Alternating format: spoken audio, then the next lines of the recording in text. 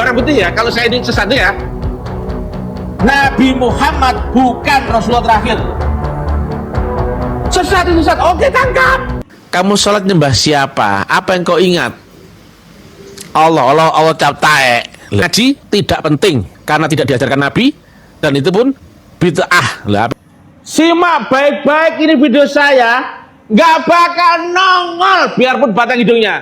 Siapa? Mui? Gak mungkin nongol. Ulama jancuk ya. Kalau saya sesat, kenapa nggak ada nangkap? Kalau saya sesat kan nangkap, betul nggak? Saya ngomong nggak manis. Saya goblok-goblokan ya. Ya mui, ya ulama, ya kiai ustadz, betul nggak? Yang merasa Islam, harga dirimu di mana ya? Saya goblok-goblokan kiaimu, ulamamu, ya ustadzmu, tak taek-taek no jancuk no picek no. Apa yang kau saksikan dalam syahadatmu? Dirimu di mana? Di mana-mana saya goblok-goblokan meweneng ya, karena tahu ini sedang berhadapan dengan biangnya ya. Assalamualaikum warahmatullahi wabarakatuh. Kembali lagi dengan YouTube channel saya Pramuslim. Apa kabar sahabat Pramuslim? Semoga kita selalu dalam lindungan Allah Subhanahu wa taala. Pada kesempatan video kali ini saya akan menayangkan bantahan dan penjelasan dari Bapak MUI Rembang, Kiai Haji Muhammad Fakih Mudawam, tentang Mr. TM atau yang sering dikenal dengan taklim murtad, yang dimana dalam dakwahnya tidak sesuai dengan dalil dan Al-Quran. Mari kita simak video dari Bapak Muhammad Fakih Mudawam selaku Ketua MUI Rembang. Ini yang diucapkan oleh Mr. TM. Intinya Ustadz Mr. TM ini menantang para ulama, para gus-gus, para pengurus MUI untuk mempraktekkan bersyahadah atau bersaksi kepada Allah dengan benar menurut Ustadz Mr. TM tadi. Karena menurut Mr. TM, bersyahadat yang benar ini harus bisa menghadirkan wujudnya Allah di dunia, tidak hanya dengan angan-angan atau dengan keimanan. Sebab konsep ketuhanannya Mr. TM mengatakan bahwa Tuhan di dunia berupa manusia laki-laki. Mohon maaf, ini yang perempuan tidak menjadi Tuhan. Ini menurut Mr. TM.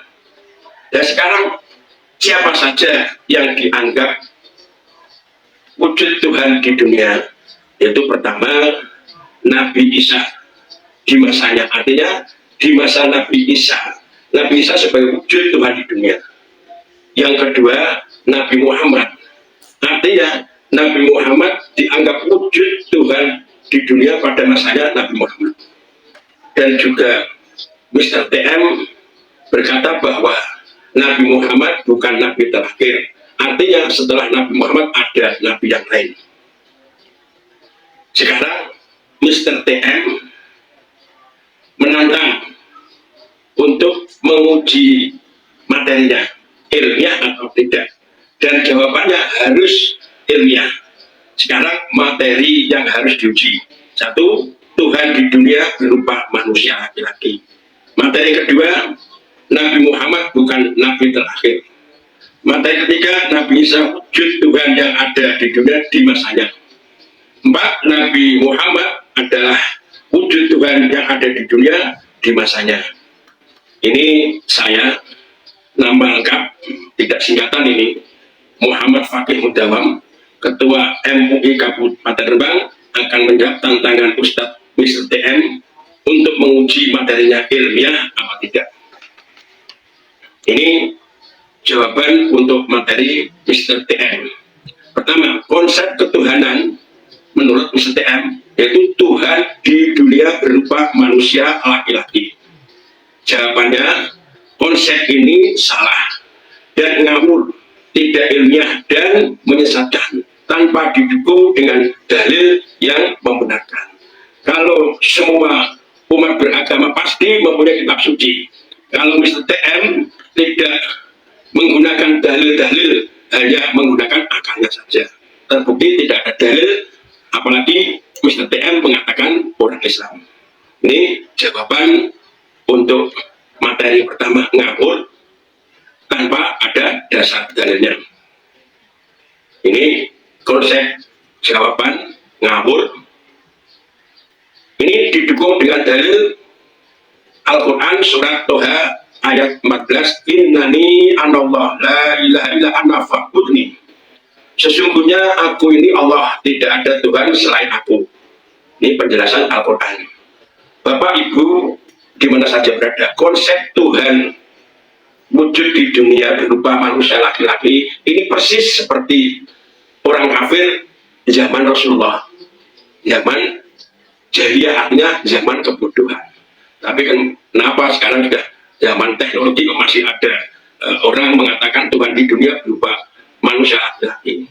Jadi orang kafir Quraisy bertanya kepada Rasulullah, ya Muhammad, jelaskan kepada kita tentang Tuhanmu, apakah laki-laki, apakah perempuan, apakah terbuat dari emas, perak, batu, kayu, dan sebagainya. Ini permintaan kafir Quraisy. Kemudian Rasul menjawab, Tuhanku tidak laki-laki, juga tidak perempuan, tidak terbuat dari apapun. Tuhanku adalah Allah yang menciptakan alam semesta.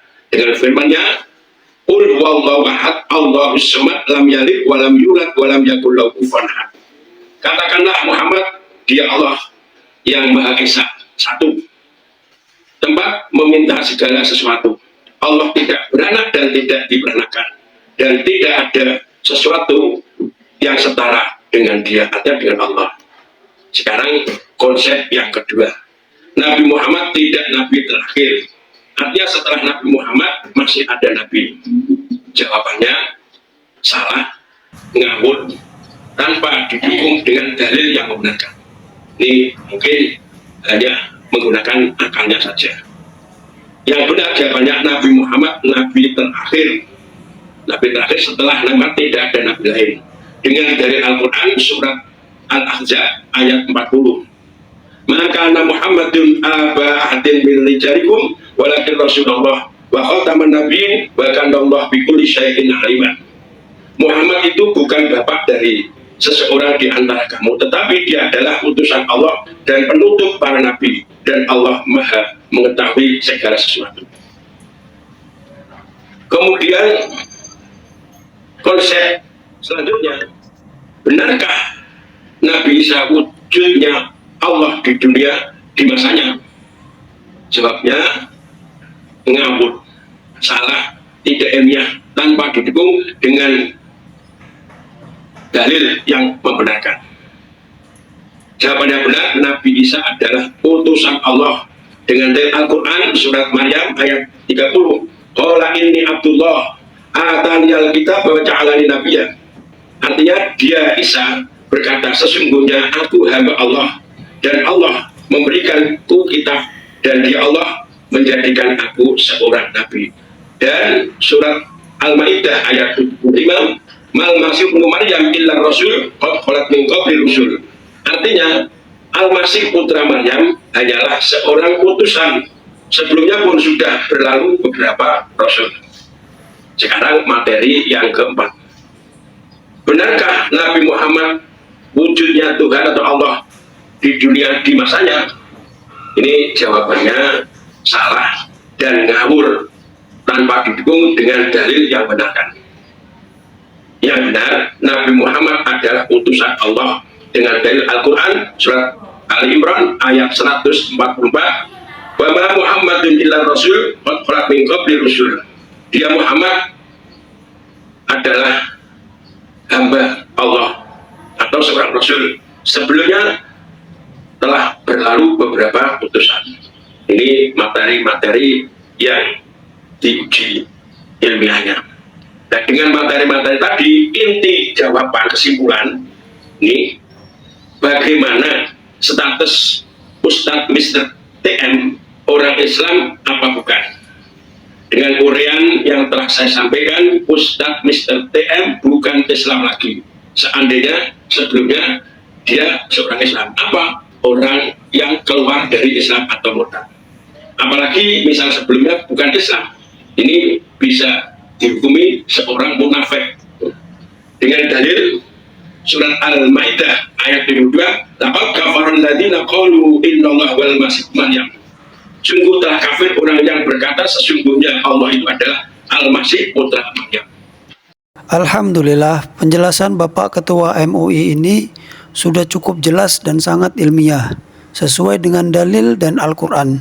Dan penjelasan ini ditunjukkan untuk Mr. TM mengenai perkataan-perkataannya tentang ulama dan menantang keilmuan para ulama kita.